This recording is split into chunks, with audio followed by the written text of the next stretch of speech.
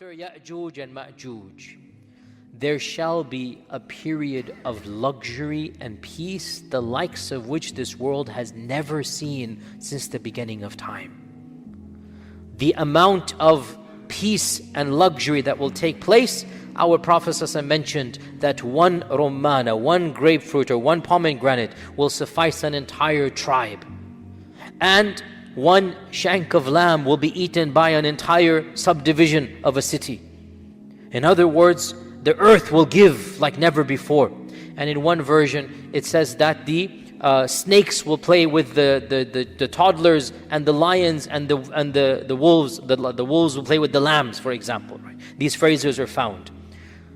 What we see in this is that after all of that fighting, years and years of Dajjal and Ya'juj and Ma'juj and whatnot, and we don't want to be alive when that happens, those that live through, Allah will give them some peace. And this is the sunnat Allahi fi khalqihi.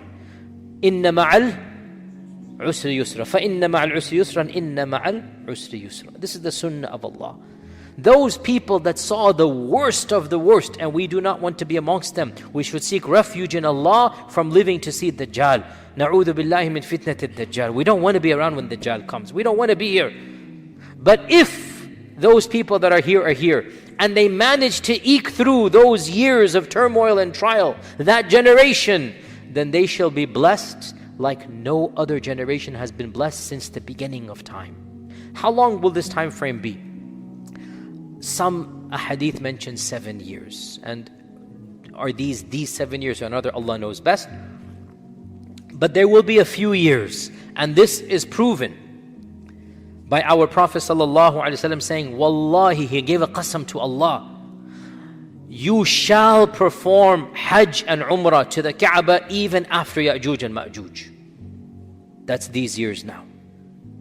Now the fact that you're performing Hajj, and is performing, means there's more than one Hajj.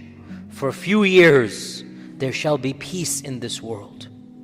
No fighting. No two people will fight one another. Can you believe? That has never happened since Habil and Qabil.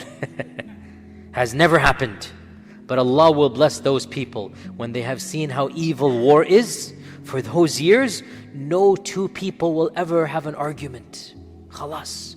Utter peace on this earth. Now, unfortunately, what we learn with that peace and stability, some people's hearts, or maybe the next generation that is born or whatnot, their hearts will become hard and lack iman. And we'll explain why in a while. But these years will be the best years of all of mankind, but we don't want to live to see them because we have to go through something to see them.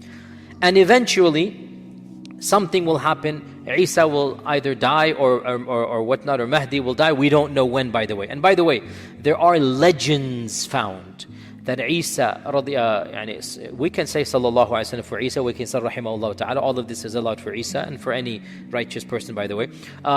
Isa, rahimahullah ta'ala, and sallallahu alaihi wasallam, no problem, shall, according to some reports, die a natural death and be buried in the hijr of the Prophet ﷺ in Medina. Where do we get this from? By the way, this is not an authentic hadith, but there are such a hadith. Of them is the hadith of Abdullah ibn Amr ibn al-As, which is not authentic. I'm going to come to that. That the Prophet ﷺ is reported to have said, يَنزِلُ عِيسَى ibn Maryam إِلَى الْأَرْضِ.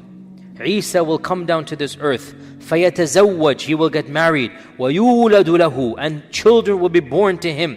وَيَمْخُثُ خَمْسًا وَأَرْبَعِينَ سَنَةً. And he will live for 45 years. He was taken up at the age of 33. So he will live till he's 45. So another 13 years or so. And this would make sense with all that we have said. ثُمَّ يَمُوتُ فَيَدْفُنُ مَعِي فِي قَبْرِي. Then he shall die and he shall be buried with me in my qabr. Then I and Isa ibn Maryam will stand up together, and between us will be Abu Bakr and Umar. Now, this hadith is reported in a number of very, very obscure books that none of you would have heard of. Ibn Abi Dunya mentions it, and Ibn al-Jawzi in his Al-Ilal al-Mutanahiya, and Al-Muntazam, and Al-Wafa, and all of them say that this hadith is very weak. It is very weak. Some of them say it is even munkar. So it's not an authentic because there's a very well-known person in there by the name of Abdurrahman al-Afriqi, who was known to be a very weak narrator. So the hadith is not authentic. There is a narration in Sunan al-Tirmidhi, but it's not a hadith. Abdullah ibn Salam. Who is Abdullah ibn Salam? The ex-rabbi of Medina. He was the senior most rabbi of Medina when the Prophet ﷺ came, Abdullah ibn Salam. There is a report in Sunan al-Tirmidhi. You can look this up if you want. It's a very famous book, Tirmidhi. You can find this at home. And I've always encouraged you, look up the books of hadith. Don't be shy to look them up and open. What do you lose? They're not going to bite you. Read them. Get connected to your tradition. Hadith number 3617. Abdullah ibn Salam said, who said? Abdullah ibn Salam, not the Prophet ﷺ. Abdullah ibn Salam said, it is written in the Torah, the description of the Prophet ﷺ. And it is written in the Torah, the description of Isa ibn Maryam, and the two of them will be buried together. Who said this? Abdullah Salam. It is not a hadith. Is that clear? Where is he getting it from? His version of the Torah. It's clearly not around in our times, by the way, right? Because realize the Jewish Arabs of that time, they have a different tradition altogether. Their traditions and their calendar is different. We know this. Again, I'm going to my tangents here, but anyway, they are not connected to the mainstream Jewish diaspora that was alive at the time. They have been disconnected for a few centuries or a few decades, at least a century, and so their beliefs and their books are slightly different. And that is very interesting, because then we get a window into a preserved Judaism that didn't exist in Babylon or in other places in the world, or in Jerusalem as well. But apparently, Abdullah ibn Salam has some books handed down generation to generation that the rest of Jewish folklore doesn't have anymore. And in it he is saying, I am telling you that Isa and Muhammad are going to be buried together. One of the narrators of this hadith, the third narrator from Abdullah ibn Salam, a tabi'i, he said, and there is still a space in the hijr of the Prophet that can accommodate Isa ibn Maryam. Now that is a fact. That is a fact. What is a fact? That in the room of Aisha, the three bodies are this way, and there is one portion that technically there is still space for one more body over there. That much is a fact. Whether it will be Isa or not, we say, what do we say? Very good. You guys are learning. Allahu A'lam. There's nothing authentic, but Abdullah ibn Salam is no joke.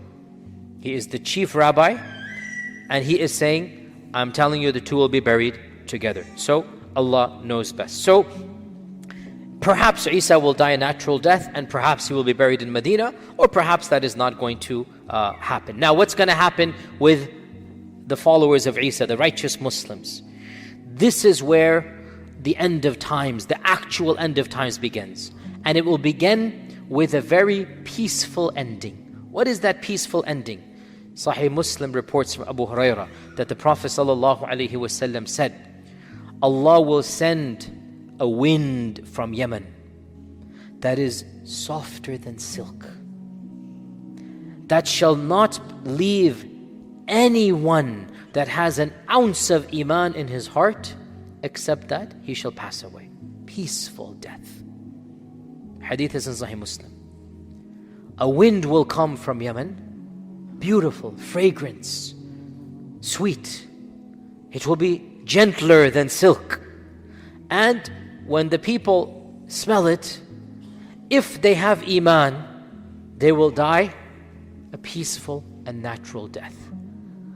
And if they don't have iman, they're still going to be there. Jayyid. Now, what do you think is going to happen when in the whole earth nobody of iman is left? What do you think is going to happen? This is what our Prophet ﷺ said, that after this point in time, idolatry will return to the Arabs. And by Arabs he meant the children of the Muslims, because when you said Arab back then you meant a Muslim as well. That, and he mentioned specific tribes, and he said the women, their bodies will be doing tawaf around the tribes of the ancient. And the people, he said, will become worse than baha'im, worse than animals. And they will copulate in public like donkeys. That's what the Prophet ﷺ said. That might happen. Now, this hadith is mentioned as pre-Qiyamah and as also end of Qiyamah. So Allah knows best. It appears that there will be a time where fahisha will be prevalent even before the Mahdi. And then there will be a time that will become even more prevalent before the actual trumpet is going to be blown. Now, if there are no Muslims, what will happen to the kalima? What will happen to the salah? What will happen to the Quran? What will happen to all of these? Abdullah bin Mas'ud said, a time will come, a night will come, that the entire Quran will be taken back by Allah subhanahu wa ta'ala. The people will wake up and the mushafs will be blank. And there will be no one with the Quran in their hearts. This is a report in Musnad ad-Darimi. In another version, he said to his students, make sure you read the Quran before it is taken away. The students said, oh teacher, these mushafs, how can they be taken away?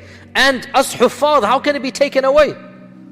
And Ibn Mas'ud said, a night will come when the Quran will be taken away and nobody will remain who can recite a single verse.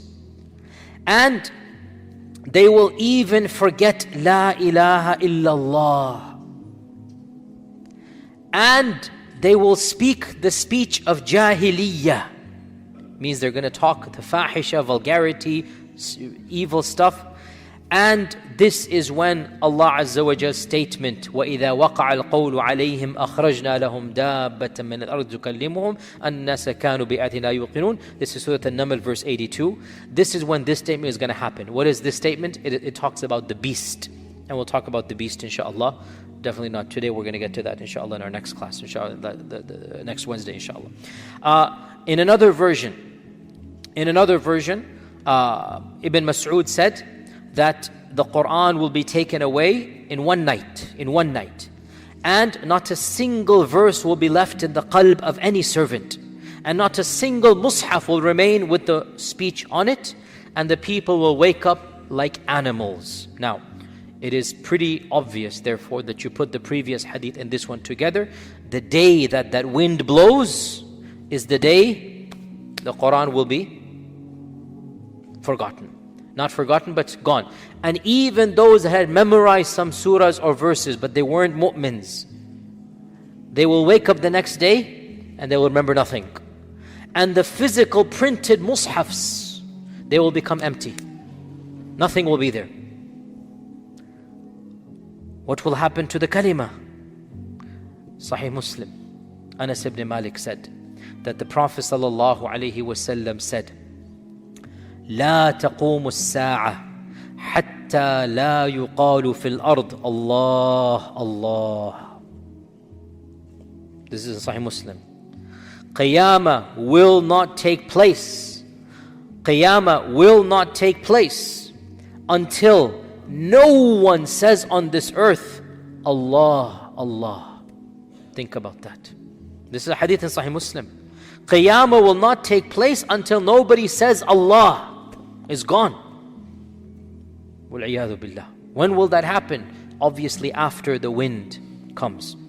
Hudayfah ibn al-Yaman said, Yudrasul Islam. Islam will be wiped away. Darasa yudrasu here means to wipe away. Just like a garment that is continually worn is worn out until no one will know what is siyam and what is salah and what is hajj and what is sadaqah. Subhanallah. Salah is going to be gone, sadaqah gone, hajj gone, everything gone. Islam will be wiped away until no one knows what anything is. And in one night the book of Allah subhanahu wa ta'ala will be wiped away as well until not a single ayah remains. Now, this is very interesting because this is Hudayfah bin Yaman saying it from the Prophet ﷺ, and Ibn Mas'ud also said it from himself. The two put together clearly shows this is an authentic thing. Okay, this is from Hudayfa ibn Yaman saying, I heard it from the Prophet ﷺ. The previous narrations, Ibn Mas'ud is just saying like it is. However, if you remember, what did we say? When a Sahabi says something about the knowledge of the unseen, what did we say? It becomes a hadith.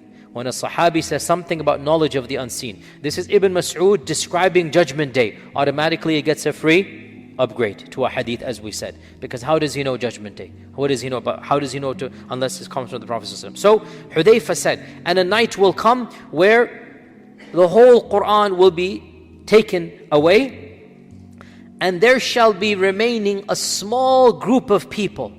Al-Shaykhul Kabir wal-Mar'atul Ajuz. An elderly man or an elderly lady, very old people.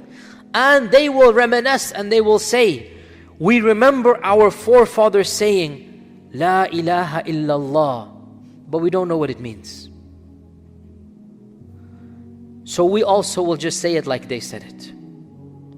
So Sila ibn Zufar, the student of Hudayfa, said, O Hudayfa, of what use will it be that they say La ilaha illallah and they don't know what it means, and they're not praying, and they're not fasting, and they're not giving charity, and they're not going for Hajj? Now pause here. This hadith is a very deep theological issue that is not related to signs of Judgment Day, but it is very interesting because this hadith is one of the evidences used. And I'm just going to mention it briefly, and that is, what does it mean to be a Muslim? What does it mean to be a Muslim? Is it enough to say you're a Muslim and not do anything? There are so many in this land, we seek Allah's refuge, our own children and grandchildren, meaning the Muslim communities. There are so many whose parents are, mashallah, the best of the best. Board members, imams, du'at, coming Fajr Salah. And their sons and daughters have nothing to do with this religion whatsoever, other than the title, I'm a Muslim. They will not even take off Friday to come and pray Jumu'ah. They will not even care about Eid. But if you ask them, they say, oh, I'm a Muslim, yes. My parents are Muslim, yes. It's very common. Are they Muslim? Some ulama said no, some ulama said yes. And those that said no have a long list of evidences. Those that said yes, they primarily use this hadith. Because this is a man or an old man who is going to say he doesn't pray, he doesn't fast, he doesn't do anything, but he simply says, yeah, I remember my forefather saying this word, I don't know what it means. And by the way, another tangent, completely irrelevant, yet so relevant. The Muslims who came to this land as slaves, they were not able to preserve their religion. They were not able to preserve their Islam completely. Allahu A'lam how many Muslims came, but they are in the tens of thousands in the very least. Think about that, by the way. In the tens of thousands, Muslims were brought here from West Africa, from the coasts of Africa, from what is now Senegal and these regions. They were brought here as slaves. We know so many of them. Ayyub ibn Sulaiman, we know. And Bilali, we know. We know them, we have pictures of them. We have handwritten documents in the Smithsonian. We still have Qur'ans that they wrote from memory. We still have them in this land. These were slaves that had memorized the Qur'an. Some of them were ulama, some of them were princes. They came here. And interestingly enough, this is a complete tangent, but hey, we should know this stuff. We are, in the end of the day, American Muslims, and we should know our own Islamic history in this land. A very interesting quirk, by the way, and I'm watching the time, don't worry, and I did promise you Q&A. Everything is there, inshallah. But let me go into this tangent. It's not prepared, but it's very interesting. There was this slave owner back in the 1800s who came across a Muslim slave and appreciated the Islam of that slave and realized Muslims are educated, Muslims can manage finances, and Muslims are trustworthy. So he made it a point to purchase Muslim slaves. And he had a plantation off the coast of Georgia on an island called the Sapelo Islands. The Sapelo Islands is called. Okay? This is all history you should know. And so on the Sapelo Islands, there was a large concentration of Muslim slaves, believe it or not. And they would establish the salah. They had a masjid, that is actually the first masjid of America. They celebrated Eid. How do we know this? Because the owners and the descendants of the owners kept diaries. And they talked about these Muslim slaves. And they mentioned that there was a festival in which they baked a particular cake that we now know it was the cake that Muslims would bake on Eid al-Fitr back home in Senegal or whatever. They would bake it on once a year and they would hand it out. This is in the Sapelo Islands. So this is in the 1860s, 1870s or so. Okay, obviously slavery is abolished, everything changes, whatnot. Okay, Sapelo Islands remains disconnected from the mainland. In the 1930s, Harvard University, or I should say Harvard, they sent a group of anthropologists to study the descendants of slaves. And they have a very, very extensive archive of audio, video material, audio, because they wanted to preserve the accents, they wanted to preserve the heritage, and video footage, not just in Sapelo, across America. It was a very, very well-researched project. And they went to the Sapelo Islands as well, obviously. And they interviewed the grandchildren of those people. They interviewed people in their 80s and 90s who have memories of their ancestors 3-4 generations ago. And what you read is mind-boggling. Of what you read, one of these people says, I remember I had an uncle so-and-so. Us kids would always make fun of him because he would go to one of the corner trees and fall flat on his face a few times a day. And another lady says, I had an aunt that she would always say phrases that would make us children laugh. And she said, I don't remember exactly, but it's something like, Ashmada gada, Ashmada gada, Ashhadu Allah. It begins Ashmada. That's what she remembers. This is in 1940. And she remembers one of her ancestors. She said, my aunt Henrietta, whatever, would always have something on her head. She said this. And she would always say these phrases that would make us kids laugh. And this is a lady in 90 years old. So go back, we're talking about 1860. And this is a lady now who came maybe in the 1830s. And she has a phrase that she is saying. Of course, these children are no longer Muslim. Islam is all gone, right? Obviously. But this hadith reminds us of that. That Islam is gone, but some phrase remains. So it's not just towards the end of times. Another story, quickly. This is not planned, by the way. I just want to benefit myself and all of you. And inshallah, what I like about teaching in my hometown, we have no deadline. When I go somewhere else, I have a deadline, I have to leave. When I'm here, alhamdulillah, we can go on and on. If I spend another 2 weeks, what's the problem? We can benefit, inshallah, correct? Inshallah. If Allah gives us life, inshallah. So, another interesting anecdote and story. And this happened with me, or I met the person. Andalus. And inshallah, we will have a long series of Andalus someday, inshallah. It's one of my favorite topics, a detailed history of Andalus, the rise and fall of the Muslims of Andalus. And this is something that I met in Andalus, where there was a person who converted back in the 80s to Islam, an Andalusian, from some of the villages outside of Qurtuba, not in the main cities. Make a long story, it's a very long story, make it short, inshallah one day I'll tell it to you in its full detail, that he was scared that his Catholic family, and especially his grandmother, who was a very hardcore Catholic, would get angry at him. So he would lock the door when he prayed. When he visited his grandmother, he would lock the door and pray. And one day he thought he locked the door and he didn't. You know, sometimes you turn the key, and his grandmother opened the door and he was in sajda. And he panicked, but what are you going to do? And his grandmother sat down next to him and began to cry. And the man became flustered, like, what am I going to do now? What do I tell my grandmother, etc., etc. He said the salam, and then he consoled his grandmother. Grandmother, don't worry, I still love you, everything is fine, I'm normal, everything fine. And the grandmother said, no, I'm not crying because you converted to Islam. I'm crying because my grandmother told me that we are of those Muslim families and to preserve Islam, at least in knowledge that we are Muslim. And I didn't do that. Like, we know we're from the Muslim descendants, but I didn't do that. And seeing you prostrate, and obviously it's a Muslim sign, we know what it is, right? It obviously put all of these emotions back into me. So once again we get this phrase of this, she knows she's a Muslim. She knows, but she doesn't do anything like that, right? So there are exceptional scenarios. And back to this hadith now. The question is, are you a Muslim if you don't do anything? I will give you the mainstream response. This is my response as well.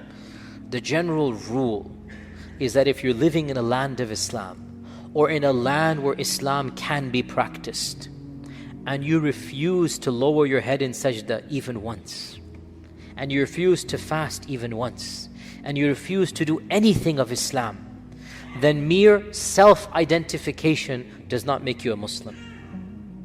However, in exceptional circumstances like the Sepelo Islands, like Andalus, like right now what we're going to mention, the end of the hadith, in those circumstances, maybe there is an excuse. That excuse is only when you don't have access to other Muslims, when you're all alone, when you're persecuted. In that case, if you don't do anything other than say, I'm a Muslim, perhaps that will be enough for you.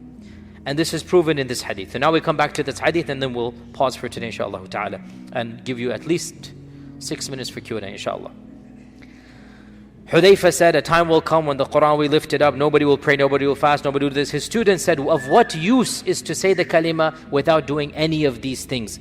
And Hudayfa turned away, turned away, turned away. The third time he said, Ya Sila, O my student whose name is Sila, Ya Sila, it will save them from the fire of hell. That kalima will save them from Jahannam. So when there's nothing left, perhaps identifying with Islam is all that is needed. But this is an exceptional situation and scenario. Now what this also shows, an elderly man will say, I remember my forefathers say La ilaha illallah, which means there shall be an entire generation that is raised after the wind of Yemen. There will be at least 40, 50, 60 years. And in that generation, the new generation that comes, maybe simply knowing there's something called Islam and wanting to be it could be their excuse. But the default will be, these people will be the worst of the worst. They will be animals or worse than animals, because there is no salah, there is no Quran, there is no kalima, there is no morality. They will live like animals, and we will come inshallah next week. Upon this generation shall be the actual trumpet, but there's still a few more signs that need to be mentioned before the coming of the actual trumpet. And with that, inshallah, we open the floor for questions, inshallah ta'ala. Who's going to be first? For 3 weeks I've been delaying questions. Yes, go ahead. Bismillah. So our brother says one of the issues is to believe in the ghaib. Why can't we just say that Ya'juj and Ma'juj is from the knowledge of the ghaib, like the angels? A valid point, because according to the mainstream interpretation, Ya'juj and Ma'juj are human beings, not unseen, seen. You can flesh and blood. They are the children of Adam. And my point that I said last week, are we required, is the Quran and Sunnah explicit and unequivocal that there are tens of millions of human beings living behind some wall right now as we speak? And my response was, looking at the text, no. Do you understand this point? If you understand Arabic, taban. Is it qat'iyyat dalala? Is it something that is unambiguous, 100% we have to believe? Because on the other hand, we have some very, very difficult scientific facts to match up with this belief. Our religion does not tell us to be foolish. Our religion does not tell us to discard, because if we did that, we wouldn't be using our computers right now. We wouldn't be using technology. Our religion doesn't tell us to live like cavemen. We acquire knowledge and we use our intellect in a manner that Allah allows us to use the intellect. So if the Quran and Sunnah told us explicitly that there are a million people living somewhere and we don't know where they are, that would have presented us another issue. And we would have said, سَمِعْنَا وَأَطَعْنَا الْعِلْمَ الْغَيْبِ. But when it doesn't, can we then rethink through? Even if it means that we are saying something that our previous generations of scholars did not say. And I don't have a problem with that.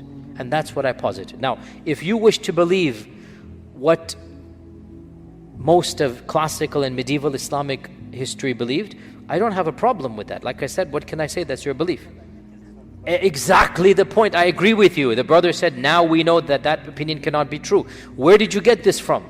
Our knowledge of modern science. It cannot be true in my opinion and the opinion of anybody who really understands.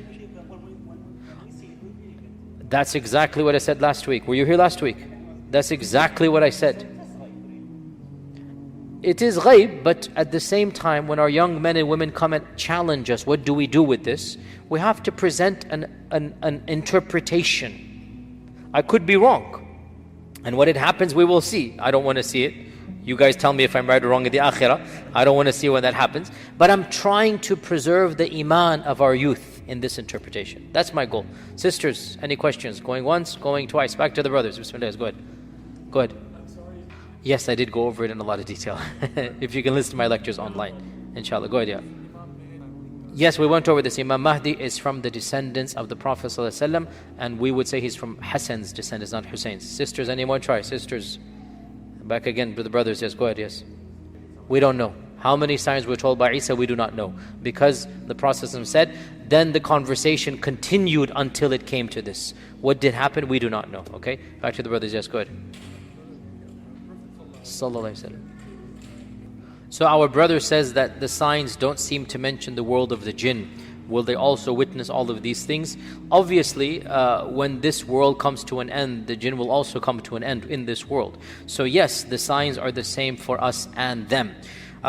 If you're trying to allude that the Ya'juj and Ma'juj might be the jinn, you're not trying to do that. Okay, that would be a very, very good and easy way to explain it, were it not for the fact that the ahadith are pretty clear that they are from the dhurriya of Adam. This hadith is in Bukhari. They're from the children of Adam alayhi salam. Okay? Assalamu alaikum wa rahmatullahi wa barakatuh.